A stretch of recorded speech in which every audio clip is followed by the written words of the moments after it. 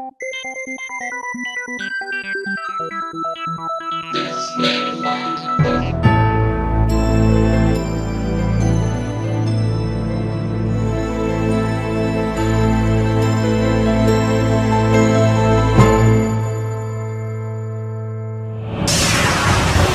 conexión directa con Víctor Camacho es 562-904-4822. Ahora, continuamos con más. Y estamos de regreso en el programa de Los Desvelados en esta noche. Y bueno, como les había mencionado, vamos a tener en esta noche un gran investigador de fenómenos paranormales, sobrenaturales, gran amigo. Y bueno, pues nos da muchísimo gusto que esté nuevamente con nosotros en el programa de Los Desvelados. Luis Cortés está con nosotros. Luis, ¿qué tal? Muy buenas noches. Bienvenido al programa de Los Desvelados. ¿Cómo estás, Luis? Pues mira, gustísimo, Víctor. Muchísimas gracias por la invitación. Y pues aquí estamos desvelándonos muy a gusto. Un ratito. No, te agradezco muchísimo por tu tiempo y sobre todo por compartir pues las historias y las investigaciones en las cuales pues has estado involucrado en los últimos meses, para que los desvelados te ubiquen un poquito, posiblemente los que vienen de la República Mexicana. Pues tuviste una etapa muy importante dentro de la investigación, en un grupo de investigación, ¿no? Con otro compañero, y ahí estuviste en televisión por bastante tiempo, ¿no? Así es, pues igual que mi compañero, fuimos los fundadores y directores de la Agencia Mexicana de Investigación Paranormal. Estuvimos ahí en Televisa un buen periodo de tiempo. Sí. Pues bueno, se nos conoció más como los agentes de negro, así como bien dices. Sí, pues realmente causó impacto de repente verles a ustedes vestidos de traje negro, corbata negra y sus famosos lentes negros. Y bueno, pues así los identificó la gente muy rápido, ¿no? Así es, pero pues bueno, mira, ahorita ya pasamos esa etapa. Claro. Lo importante es empezar a ver las investigaciones, los resultados, las evidencias. Claro, no, pues yo creo que esa fue una etapa muy padre y la cual, pues lógico, van cambiando. Y después pues seguiste dentro de lo que es estas investigaciones de fenómenos paranormales, pero sí sería interesante ver por qué fue tu interés de empezarte a integrar dentro de estas investigaciones. ¿Qué fue lo que te motivó a empezar con esto? Pues mira, querido auditorio, Víctor, todo esto se inicia cuando yo tenía la edad de 3 años y por ahí empiezan a haber cierta clase de fenómenos, digamos un poltergeist. Y en este caso, conforme iba creciendo, el fenómeno también iba en incremento. Aquí lo interesante fue que a cierta edad, digamos a los 11 años para ser exactos, es cuando se despierta por completo este interés y esta intriga por querer conocer qué es lo que estaba sucediendo, porque buscas muchas explicaciones, buscas muchas opiniones, muchos y diferentes puntos de vista, pero no había uno que a mí me satisfacía, no había uno que yo dijera, esto es exactamente lo que yo estoy viviendo ahorita en carne propia. Claro. Entonces, esto es lo que a mí me motiva y desencadena el empezar a leer, empezar a buscar, apoyarme en libros de gente que, pues bueno, del calibre del señor Allan Kardec, mejor conocido pues como el padre de la espiritualidad. Ajá. Y pues es más conocido como Allan Kardec. Su nombre correcto es Hipólito León Denisait Ribay. Ajá. A partir de este punto es cuando empiezo ya de fondo con todo lo que es la investigación, por la curiosidad precisamente de lo que a mí me estaba sucediendo. Pues yo creo que ahí comienza siempre todo este asunto, cuando a alguien le sucede algo y empieza uno a buscar respuestas a todas estas dudas y preguntas. En este caso, una edad tan pequeña, pues empezar a ver qué es lo que estaba realmente sucediendo contigo, ¿no? Y bueno, afortunadamente esto te ha llevado una gran aventura en todos estos años dentro de la búsqueda de respuestas, ¿no? Así es, igual de esta misma forma se empieza por los estudios a presentar diferentes fenómenos. Por lo mismo que me considero un estudioso y apasionado de todo este tipo de temas, pues he podido clasificar desde mi punto de vista muy objetivo, implantando también teorías nuevas que están revolucionando ahorita, por ejemplo, el poder descifrar algunas cosas que pueden ser meramente lógicas, pero hay algunas otras en las que sí tienes que apoyarte con gente, pues vamos, especialista, que ya llevan muchos años investigando todo este tipo de temas. Claro, entonces dentro de lo que es el fenómeno paranormal o sobrenatural, pues te has enfrentado a muchas cuestiones interesantes dentro de todo este tiempo de investigaciones, en los cuales pues te has dado cuenta de la gran diferencia de entidades espirituales que existen, ¿no? Así es, hay una gran clasificación de fenómenos de este tipo. Y por ejemplo, dentro de las investigaciones que has realizado, ¿cuál sería la más impactante, por decir así, la que más te ha marcado en el transcurso de estos años? Pues mira, todas han sido diferentes, todas las investigaciones tienen su punto pues agradable y desagradable. Aquí lo que te puedo decir, algunas de las que se me pueden venir a la mente rápido, una que es reciente, que hicimos una famosa angelóloga, Ariadna Tapia. ¿Verdad? No, casi no la conocemos. ¿Perdón? Casi no la conocemos. No, casi no. No, excelente persona. Ajá. También con otro investigador del fenómeno OVNI, el señor Carlos Contreras. Claro. Pues su servidor, Luis Cortés, fuimos a un lugar en Tepoztlán y pues sucedieron algunas cosas en esta bodega que había funcionado hace muchos años atrás como una hacienda, y pues este lugar contenía una gran cantidad de actividad paranormal, ajá, diferentes manifestaciones sobrenaturales, había incluso demasiados entes, podría decir yo, demasiados espíritus, y pues bueno, hay que ver que no es lo mismo un fantasma que una aparición, porque todo el mundo podrá decir, es que esto es un fantasma. No, tienen ciertas características. Por ejemplo, la característica que diferencia a una aparición, a un aparecido, de un fantasma, es que el fantasma no tiene forma, es amorfo. En cambio, las apariciones siempre van a tener una forma definida, ya sea de algún objeto, ya sea de algún animal o de alguna persona, que eso es precisamente por lo cual se le denomina de esta forma como aparición. Claro. Aparte, también contiene otros ciertos matices que lo van a identificar cuando es real. Nunca va a tener un contacto físico con el piso. Ajá. Su trayectoria siempre va a ser constante, no importa que hubiera objetos a su paso, a su traslado. Claro. Y siempre van a ser translúcidos. Esas son las características que debe de reunir una aparición. Ah, ok. De forma definida, sí, no va a tener contacto con el piso, va a ser translúcido y su trayectoria siempre va a ser constante. Ok, ajá.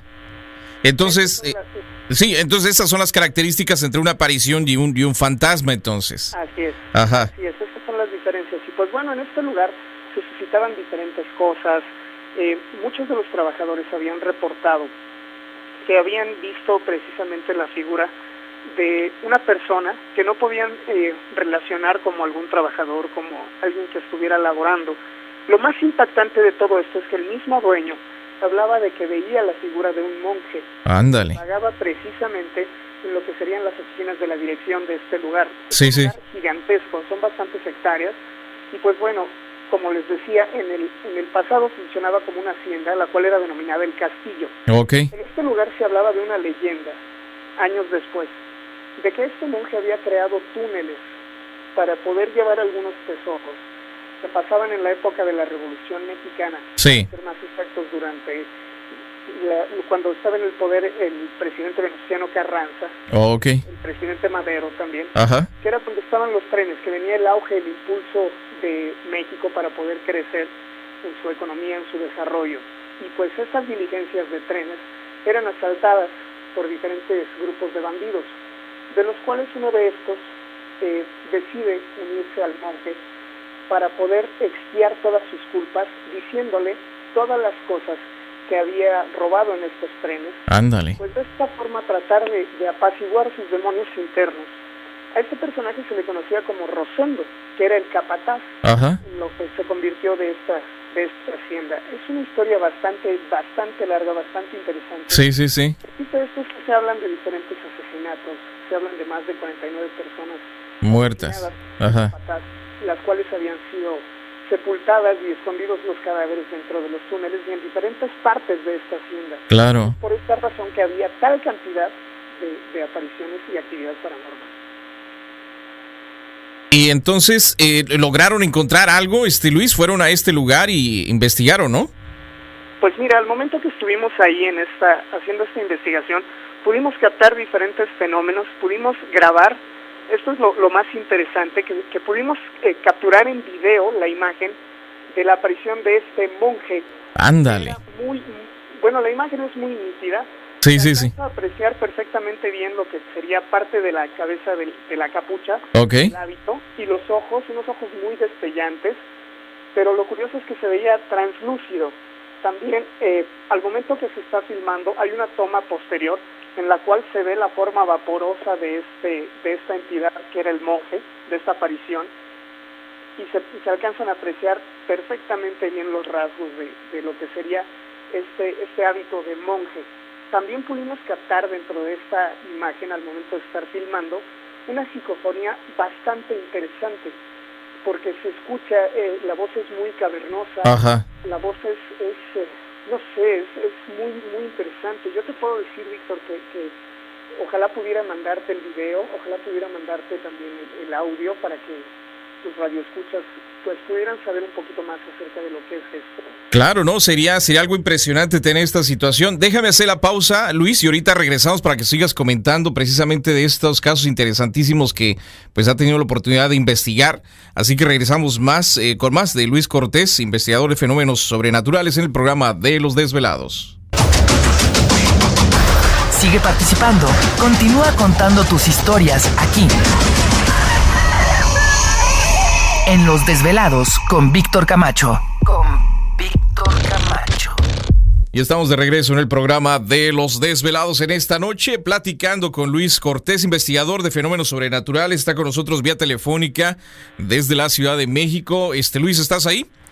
Así es, aquí estamos echándonos unos taquitos. Híjole. Bastante queso. Está bien. Amigos de la comunidad para que se les antoje por ahí. Mira nada más, ya te vamos conociendo, pero un día de esto vas a echar unos tacos allá. Oye, Luis, entonces, esta hacienda, entonces, pues tiene este tipo de historias. ¿Lograron captar esto con una cámara especial o de repente fue una fotografía? ¿Cómo fue la imagen capturada? Mira, nosotros llevamos diferentes cámaras. El equipo consta de diferentes cámaras, tanto de video como fotográficas. Claro. Y la evidencia se tiene tanto en video de las diferentes cámaras que tenemos. Okay. Y también tenemos fotografías, tanto de tipo digital como análogas, porque sería muy difícil que se pudiera tirar una hipótesis de esta naturaleza cuando estás presentando una imagen nítida en la cual está una cámara digital y una cámara análoga también. Por tal motivo, podrían decir muchos escépticos o alguien por ahí que no crea, que diga, mira, esto puede ser alguna forma caprichosa o la sugestión colectiva de un grupo determinado de gentes. Claro. Pero aquí no puede ser, porque es posible que puedas llegar a crear una sugestión tan grande diciendo alguna palabra, diciendo o dando la idea de lo que quieres que la gente vea. Pero, por ejemplo, a una cámara o a una videocámara, ¿cómo la puedes sugestionar? Eso es imposible. Claro. Si la cámara de video, como la cámara fotográfica, están filmando, están captando algo por los obturadores o por el lente, obviamente es porque eso está ahí. No puedes filmar algo que no exista. Claro, ¿no? Y tampoco vas a estar engañando una cámara o dos cámaras, en fin.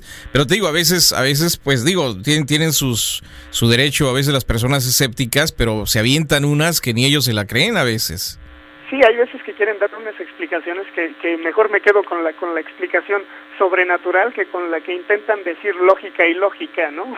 Pues sí. Pero bueno, aquí con todo esto, Ajá, es interesante la investigación, porque aparte de lo que se vivió en la hacienda, que ahorita está funcionando como una bodega muy, muy grande, en donde hay diferentes compañías que están trabajando, por esta razón están pidiendo que guardemos un poco de discreción con el nombre del lugar, precisamente porque trabajan con compañías tan grandes como pues bueno, ajá, algunos electrodomésticos, okay, diferentes cosas. Pero, en fin, aquí lo importante es que mucha de la gente que está trabajando ahí, todavía ahorita hasta la fecha, siguen percatándose de este tipo de fenómeno de arraigamiento de los entes que están en este lugar. Esa es una de las investigaciones que te podría decir, otra de tantas, claro, en el Panteón San Rafael, en la Ciudad de México, ubicado al sur de la ciudad. okay, Un lugar en donde suceden también diferentes cosas, en algunos determinados fechas específicas, Y bueno, aquí lo que se comentaba mucho era que se veía la figura de una mujer que vagaba en ciertas criptas que había, que te llevaban a una especie de catacumbas en donde estaban ciertos monjes cerca de la iglesia de este cementerio. Okay, ajá. Y lo curioso es que cuando nosotros fuimos a hacer la investigación, nosotros estábamos con la idea de que íbamos a captar la imagen de una mujer que se iba a estar desplazando precisamente hacia estas catacumbas. Claro. Lo curioso es que a nosotros no nos gusta que nos digan, oye, aquí pasa tal o cual cosa, porque llegas a la predisposición. Claro, ya llevas en la mente. Haciendo esta investigación, lo que pudimos captar es perfectamente bien la figura de una aparición de un niño. Este niño se desplazaba precisamente de un lugar del cementerio en un sentido de norte a sur, que se estaba moviendo, digamos flotando, sería la palabra más específica, más correcta, ajá, que pasaba entre todas las tumbas, las atravesaba y pues reunía precisamente estas características que acabo de mencionar, que no tenía contacto con el piso, su forma era translúcida y la forma era bien definida de un niño que estaba flotando. También ahí se pudieron captar diferentes psicofonías.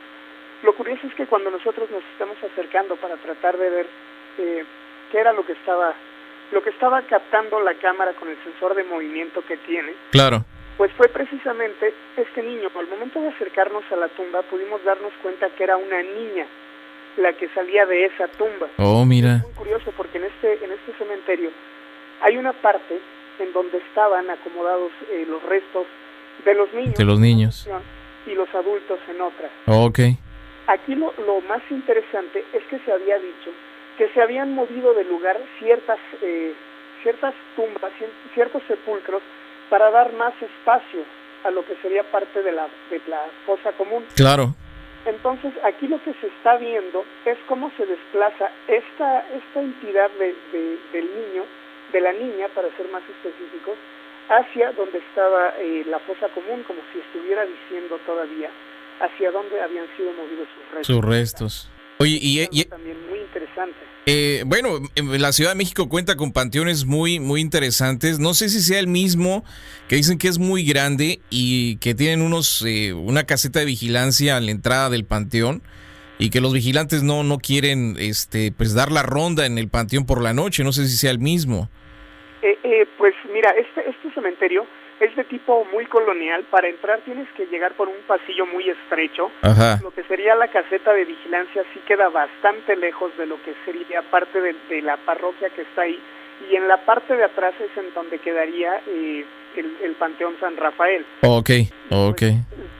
Yo me imagino que debe de ser el mismo, porque efectivamente los mismos veladores se niegan a tratar de hacer el rondín siquiera hacia esa parte del cementerio, ya después de lo que serían entradas las 2, 3 de la mañana. Ajá. Dicen que escuchan muchos ruidos, que llegan incluso a escuchar cierto tipo, como si ellos lo describieran como si fueran unas risitas muy pequeñas, muy tenues, pero a la vez también son muy escabrosas. Dicen ellos que sienten que la sangre se les hiela.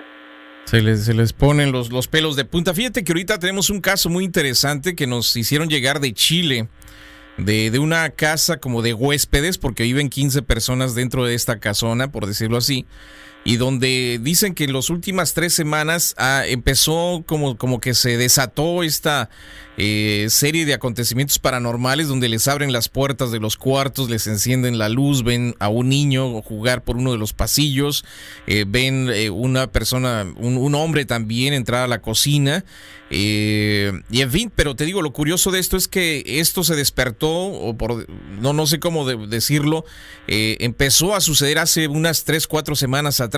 ¿Habrá algo que de repente despierte a estas entidades espirituales para que empiecen a hacer sus cosas? Claro que sí. A este tipo de medios se les llaman catalizadores, o también se les conoció en la antigüedad como mediums. A este tipo de mediums llegan a tener cierta frecuencia vibratoria que efectivamente pueden llegar a canalizar estas entidades. O también hay que hacer, por ejemplo, hay una investigación de este lugar en Chile. ¿Qué fue lo que sucedió? ¿Qué fue lo que activó a estas entidades a que despertaran? Claro. O a que se arraigaran en este lugar, o que las llamaron. ¿Cómo puede ser esto? Pues bueno, a través de métodos de investigación, como de medios de esotéricos, para tratar de llamar entidades como la Ouija, por ejemplo. Por medio de la Ouija, lo que haces tú es que abres puertas dimensionales en las cuales estás haciendo que a través de estos umbrales puedan llegar a manifestarse entidades de cualquier tipo, obviamente tanto de luz como de sombra. Desgraciadamente, es más fácil que un ser de frecuencia vibratoria baja pueda entrar a través de estos umbrales que uno de vibración alta. Por esta razón, es que al quedar abiertos estos umbrales, es más fácil que empiecen a arraigarse diferentes tipos de entidades que a lo mejor no tienen nada que ver con el lugar, pero por la frecuencia vibratoria en la que se encuentra este sitio, pues obviamente es como si fuera un foco para llamar diferentes fantasmas, espíritus, espectros, entidades, apariciones, y por ahí puede ser la explicación de que alguien a lo mejor jugó una ouija, de que a lo mejor hubo alguna persona que fungió como catalizador, y de esta manera pues se empezaron a acercar poco a poco las entidades, dado que la energía de alguna de las personas que pudieron estar presentes en ese momento, pues llamara la atención de estas entidades. De este tipo de entidades espirituales. Fíjate que es interesantísimo esto, lo que tú acabas de mencionar de entidades de energía baja y energía un poco más alta, porque uno siempre habla de los fantasmas o de las apariciones, que son pues niños, que son mujeres, que son hombres, pero ¿existirán los demonios también? O sea, ¿existirán estas entidades espirituales conocidas como demonios? Sí, deben de existir, obviamente. Si existe un blanco, debe de existir un negro. Siempre tiene que haber un opuesto para que se dé el equilibrio perfecto. Pero el hablar, por ejemplo, de demonios, yo creo que ya son palabras demasiado fuertes. Ajá. Si un demonio quisiera acercarse a algún lugar, imagínate la cantidad de energía negativa que debe de traer un demonio para poder plasmarse en un lugar. Yo creo que lo destruiría, lo despedazaría por la energía tan pesada, tan fuerte que debería de tener. Lo que puedo hablar más bien, más que demonios, son precisamente seres de frecuencia vibratoria baja, que se manejan en planos bajos. Déjame hacer la pausa. De cierta forma, en una especie de diablillos o sirvientes de alguna cosa no grata. Déjame hacer la pausa y ahorita nos comentas esto, Luis, y ahorita regresamos contigo en el programa de Los Desvelados, aquí en Desvelado Network. Para seguir escuchando más historias como estas, no le cambies, porque Los Desvelados con Víctor Camacho ya regresan. Y estamos de regreso en el programa de Los Desvelados. Esta noche con nosotros Luis Cortés, investigador de fenómenos sobrenaturales, que pues está con nosotros vía telefónica, platicándonos pues un poquito de las tantas investigaciones y casos que ha tenido a lo largo de estos años. Luis, nos estabas comentando entonces de que has tenido experiencias con entidades de baja energía o baja frecuencia, ¿no? ¿Estos serían los que hacen los famosos poltergeists? Mira, un poltergeist efectivamente es un fenómeno de arraigamiento. Se produce por diversas causas. Ajá. Una de ellas, lo primero que se tiene que descartar es si existen adolescentes que estén en la pubertad, okay, dentro del inmueble de lo que sería la casa. ¿Por qué? Porque ellos son los generadores de algo que se llama psicorragia.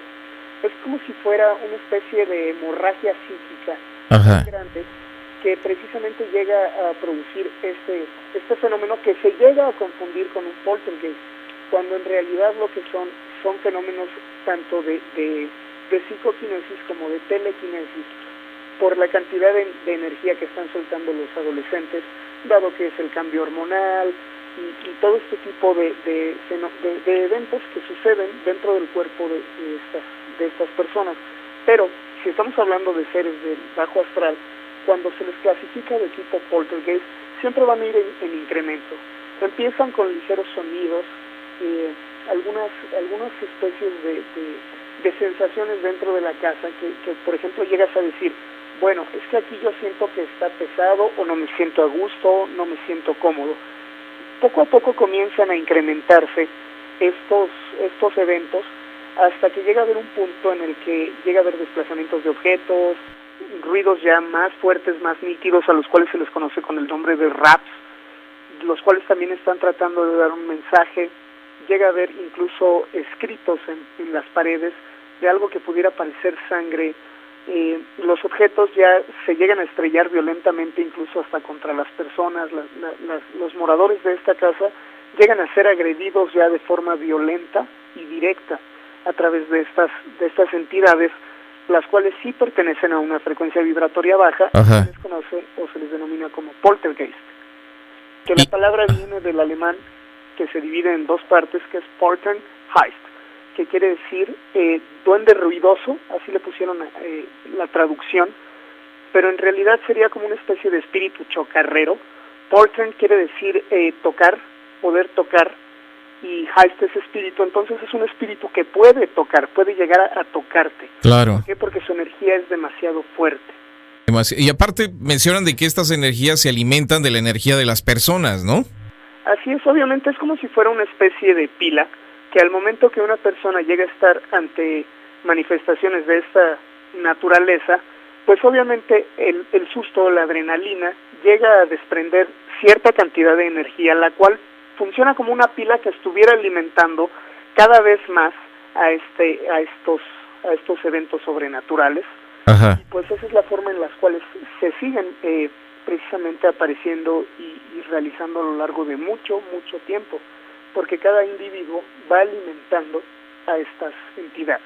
¿Y estos llegan a ser agresivos? O sea, llegan a tener demasiada fuerza como para agredir ya ves que ha habido casos de casas donde las familias tienen que abandonarlas por estas cuestiones.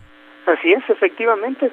¿Por qué? Porque incluso, por ejemplo, un libro o un librero que estuviera cerca de alguna persona puede llegar a ser movido, y de tal forma que el librero llegara a golpear a la gente de cierta forma que le causara una lesión bastante grave. Claro. Que, por ejemplo, lo más común en la cocina, cuando el cajón de los cubiertos sale volando y pues ahí están los cuchillos, los tenedores y todo esta clase de instrumentos. Ajá. Que pues son de uso cotidiano, pero cuando es utilizada por una entidad de esta naturaleza, pues un cuchillo puede llegar a causar bastante daño al momento de ser lanzado. Claro. Y por ejemplo, dentro de las investigaciones que has hecho con los duendes, ¿te ha tocado alguna experiencia? Los duendes son maravillosos, eso es lo primero que puedo decir. Todo lo que son los elementales, Ajá. me fascinan, digamos que son asombrosos. ¿Por qué?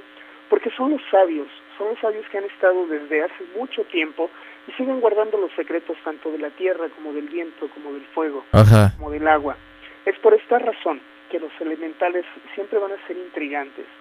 ¿Cómo es que solamente se van a presentar ante personas que realmente tengan una nobleza muy grande? Tal es el caso de los niños. Por eso es tan fácil que los pequeñines Ajá. puedan llegar a tener un contacto directo con estos amiguitos, a los cuales muchas veces les llegan a decir que son amiguitos imaginarios. Okay. Pero en realidad pues llegan a ser esta clase de seres que pueden ser tanto benévolos como algunos que son de dormitorio, que llegan a ser un poco o un tanto cuanto molestos. Claro. Pero sí te ha tocado experimentar alguna investigación respecto a esto. Sí, efectivamente nos tocó en un lugar muy cerca de Querétaro hacer una investigación en una sería como una ranchería. Ajá. En donde tenían ahí bastantes animales de corral, vacas, y en este lugar precisamente en donde estaba el establo, donde estaban las vacas, ahí en donde habitaba sería una especie como de trasgo. Ajá. Que es de la familia que pertenece a este duende, que volteaba los tambos en donde ponían la leche, precisamente para poderla estar lamiendo, rasguñaba las ubres de las vacas, les trenzaba las crines, incluso los caballos que estaban por ahí muy cerca. Ajá. Y pues esa investigación también la fuimos a hacer con resultados bastante profundos, porque se captó la imagen de este trasgo al momento que salía de la bodeguita que estaba en la parte de atrás de un almacén, y ahí se captó cuando tiró parte de lo que sería un recipiente de harina. Ajá. Están las huellitas fotografiadas de su paso, y la imagen muy nítida al momento que está abriendo esta como bodeguita, es como una especie de alacenita, para ser más específicos. Es una puerta muy larga, muy delgada. Ajá. Que consta de muchísimas como más puertas. Ajá. Que es en donde van almacenando los quesos. Ahí era en donde en donde habitaba este duende ser, y se tiene la imagen. Ay, mira qué padre. No, pues si hay tantas cosas interesantes, pues que seguir platicando contigo, sobre todo este tipo de investigaciones que has realizado. Concerniente a las brujas, ya ves que se habla mucho de estas bolas de luz que de repente la gente mira. ¿Te ha tocado investigar algo al respecto? Sí, nos tocó el caso de una bruja en Cuautla, que nosotros originalmente íbamos a ir a investigar una especie de lamia, que también es otro elemental. Ajá. O sería otra especie de duende perteneciente a la familia de los seres del agua. Okay. Como de la familia de las ondinas, para ser más Ajá. específico, de las nereidas. Pero en este caso a las lamias se les conoce como las lavanderas de los ríos, y pues son las que llaman a los incautos para que se acerquen y de esta manera absorber su energía vital. Okay. Eso era el caso al que nosotros nos íbamos a abocar para investigar, por mucha gente que nos hacía llegar sus menciones, sus relatos, Ajá. vivido en Cuautla. Y al momento de hacer la investigación, lo que pudimos captar más bien es la imagen de una especie de esfera, como si fuera de energía, como de luz, como de alguna especie de fuego, pero de un tipo como azuloso, que venía flotando y se acercó demasiado al piso hasta que tomó una forma humana. Okay. Pues a esto los moradores que estaban por ahí les denominaban la bruja que era la que estaba curiosamente llevándose a algunos de los niños del pueblo vecino. Entonces, pues eso fue muy curioso cómo se llegó a hacer el contacto de lo que sería una lamia a tomar la imagen, el video, de lo que sería esta famosa bruja. Al momento de hacer las pesquisas, que ahí sí puedo mencionar que parte de la policía del estado de Cuautla nos ayudó, Ajá. se tuvieron los resultados de todo esto, el peritaje de que efectivamente había bastantes niños desaparecidos, y Sí. las creencias de los moradores de ahí decían que era esta famosa bruja que era la que se estaba llevando a los pequeñines. A los niños. ¿Y lograron ustedes entonces grabar esto? Esta imagen, efectivamente. Ajá. Bueno, tiempo después, la misma policía, pues bueno, nos llegó a reportar que llegaron a encontrar el cuerpo de un pequeñín. Híjole, qué tristeza. Oye, Luis, déjame hacer la pausa. Ahorita regresamos contigo para la parte final de esta plática tan interesante en el programa de Los Desvelados, aquí en Desvelado Network.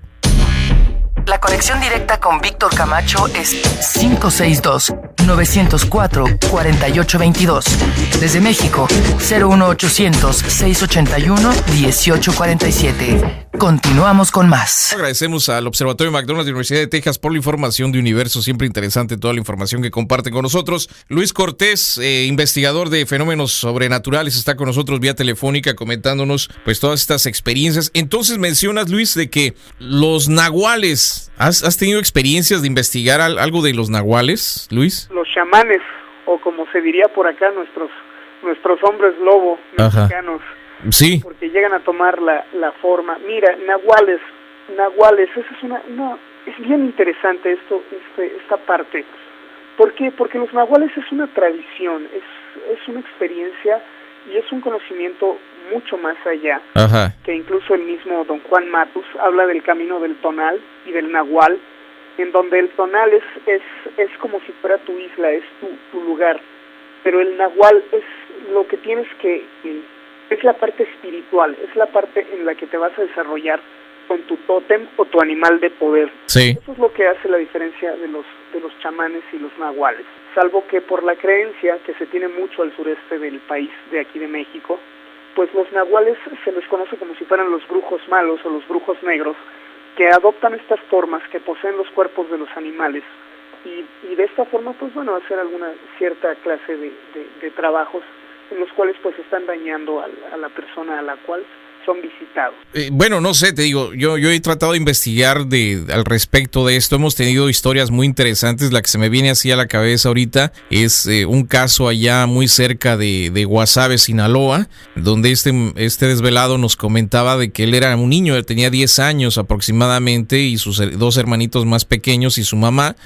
se movieron a un pueblo ahí cercano a esta población de Guasave, y él decía que en una noche pues estaba la mamá y los 3 niños en el cuartito. Dice que era un cuartito pues que daba a la calle, la puerta, y solamente la puerta se cerraba con un pedazo de madera gruesa, ¿no? Para que nadie entrara.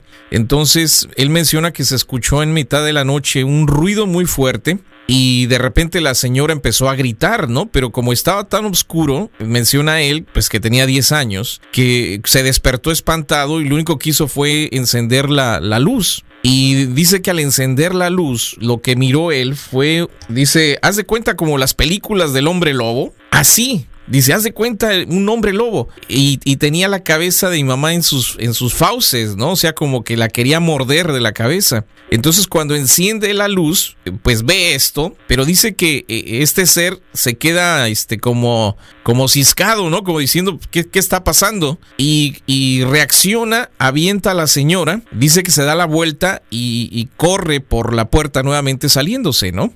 Entonces dice él, yo tengo este trauma todavía. Y dice, ya han pasado 20 años, ¿no? O 20 y tantos años, me decía ahí en su correo. Dice, y todavía recuerdo la imagen de este ser tratando de morder a mi madre, ¿no? Entonces, te digo, esa es una de las historias que nos han llegado y que nos han comentado y que se me hace impresionante, ¿no? Saber de que existe este tipo de personas. Pues sí, mira, a mí me toca muy de cerca todo esto del nahual, porque a mí a la edad precisamente de 11 años, mi abuelo mío, que tiene una quinta en una población que se llama El Chico, en Hidalgo, que es el pueblo que le dicen El Chico. Ajá. En este lugar me tocó vivir en carne propia el poder tener un nahual de frente, porque mi tío abuelo, tiene esta quinta dividida en cinco bloques, como si fueran escalones, en donde el establo queda en la parte más baja de la quinta, para no tener un contacto directo con los animales dentro de lo que sería parte de la hacienda que está en esta quinta. Claro. Entonces, en una noche que estábamos ahí de visita, le tocó que uno de los trabajadores, uno de los peones, subió corriendo junto con el capataz para decirle a mi tío abuelo que tenían ya dentro del gallinero atrapado ahí al zorro, como ellos le decían. Ajá. Entonces, mi tío abuelo tomó una carabina que tenía precisamente ahí en la hacienda y bajamos corriendo todos estos bloques, que te digo que son bloques muy, muy grandes en esta quinta. Ajá. Y al momento de irlos bajando y ir acercándonos hacia el establo, nosotros, que éramos los nietos, los sobrinos nietos, los nietos y los primos, íbamos acompañando al tío abuelo para saber cómo era el zorro que se había metido al gallinero. Claro. Al momento de estar dentro del gallinero, para hacerlo un poquito más rápido, nos tocó efectivamente ver de frente, no era un zorro, era un coyote. De por sí el coyote tiene una cara bastante impactante, imponente, es muy fuerte su mirada. Ajá. Al momento de verlo y tenerlo mi tío abuelo encañonado con la carabina, este animal se incorpora en 2 patas y le grita ¡no! Esto es algo que a mí me tocó vivirlo. Wow. Me lo platica, me tocó vivirlo. Esta experiencia a mí es cuando me toca muy fuerte y ver cómo este animal camina en 2 patas y sale corriendo posteriormente en 2.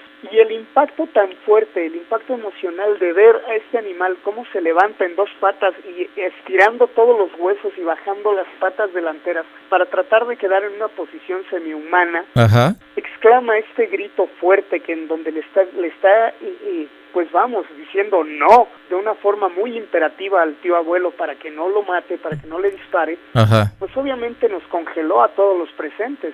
Al momento que este animal sale corriendo, pues todos quedamos mudos, nadie supo qué hacer porque ya había sucedido que muchos de los animales del tío abuelo aparecían pues tanto mordidos como desaparecían, obviamente. Algunos estaban también muertos y destazados de las gallinas que él principalmente tenía y algunos corderos. Entonces, increíble. Decía que era un zorro el que se estaba metiendo a robar los huevos y a las gallinas. Sí. Pero efectivamente lo que pudimos ver era un coyote. Es por esta razón que yo me empiezo a acercar también un poco más hacia lo que es el espiritismo y de qué forma una persona puede llegar a poner conciencia en un animal. Y ahí es donde, por eso te digo que el nahual es algo que es para mí sorprendente, es algo muy profundo. Me tocó vivirlo y como este animal, pues al momento que dice no, claro, lo recuerdo y todavía todavía me produce cierto escalofrío. Imagínate, pues Luis, te agradezco muchísimo por estar con nosotros en esta noche. Vamos a seguir en contacto contigo y ojalá en un futuro no muy lejano podamos hacer algunas investigaciones con ustedes allá en México. Claro que sí, te vamos a estar esperando aquí con los brazos abiertos. Gracias. Una rica agüita de horchata o de Jamaica, unos tacos de queso porque somos vegetarianos. Ah, bueno. Y por aquí que prueben el sabor de unas cebollitas. Claro. No, claro, ahí vamos a estar en contacto, Luis, un abrazo a la distancia y estamos pendientes en una próxima ocasión. Claro que sí, un gran saludo a toda la comunidad hispana y recuerden, porque la mayoría de la gente les diga que no lo ven, no existe, pues también les recuerdo que el viento no se ve, pero existe. Muchísimas gracias a Luis Cortés en esta noche en el programa de Los Desvelados, aquí en Desvelado Network. Para seguir escuchando más historias como estas, no le cambies porque Los Desvelados con Víctor Camacho ya regresan.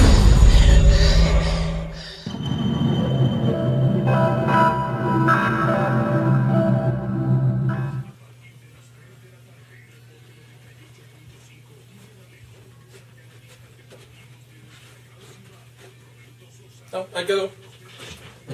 Ya si se cae lo ponemos.